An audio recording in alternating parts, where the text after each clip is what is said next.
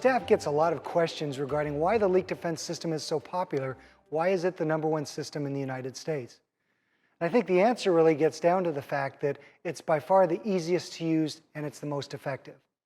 But I'm biased. Obviously, I believe in the product. So what I'm going to do is walk you through the 3 types of systems that are currently available, give you the facts. You can decide which one you'd like for your home and to protect your home from the most likely cause of damage, water. So let's go and look at the systems now. The first group of products are point-of-leak sensors. They've been around a long time. There's a lot of them out there because they're very older, inexpensive technologies. All of them basically are this principle. Some are wired, some are wireless. But basically, this sits under a water-using appliance, and if water hits this device, it then alarms and typically will shut off the water to the house. The challenge with these types of products is even in a smaller home, you need a lot of them. So if you think about your house, you'd put one of these sensors under every toilet, under every sink, under the dishwasher, under the washing machine, under the ice maker, under the hot water heater. So it gets to be a fair number of sensors. The biggest problem with that isn't so much having to change the batteries or whatever every year, but the fact that the rest of the house is unprotected. All these areas of piping that are going through your house are not protected from water damage until the water hits the sensor. The other issue is the water has to hit the sensor. You may have a leak under your toilet, but if it goes in a different direction, you're not protected. So they're the least expensive option, but they're also by far the least effective. In addition to the point-of-leak sensors, many times you'll have individual appliance-specific products that protect them from water damage. For example, the most likely ones that we see, or the most common, I guess, I would say, are under washing machines and hot water heaters, where people will have a sensor either under it or something on the water line. Those are great. The problem is you're only protected from that specific appliance. And both those types of systems, as well as the point-of-leak sensors, can oftentimes be tied into systems like ours, the leak defense system, to make it an even more robust system if you'd like. The second type of device are flow-based mechanical devices. Unlike the point-of-leak devices we just talked about, these are now starting to monitor the water entering the home.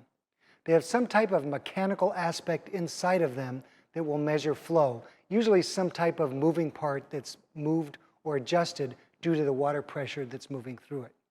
The challenge with these types of systems is water can be corrosive over time and may affect their efficiency. Plus, because they're moving aspects, typically they're not always as sensitive as some of the other devices that we'll talk about in a few minutes. Traditionally, these mechanical devices have been installed on smaller homes because they tend to work better on smaller pipe sizes. I use this as an analogy. If I was going to shoot a gallon of water through this straw versus through this pipe, this would be much more powerful, have much more pressure, and would be much easier to monitor. So that's why typically the smaller pipe sizes are easier to monitor with even small flows with a mechanical device because of the fact that you have much smaller area that you have to detect flow. So in some ways that can help them, and to make that stronger flow allows them to detect a leak. The third type of device are digital devices. The leak defense system is an example of that. The key difference is with a digital device, there are no moving parts to measure water flow. So for example, this is the sensor that the leak defense system uses. It's consistent over time, has no moving parts, so you don't tend to decrease efficiency with length after installation. The nice thing too is that it's scalable. So as an example, the leak defense system comes in a 3/4 inch. So here it is, 3/4 inch, all the way up to a 3-inch system.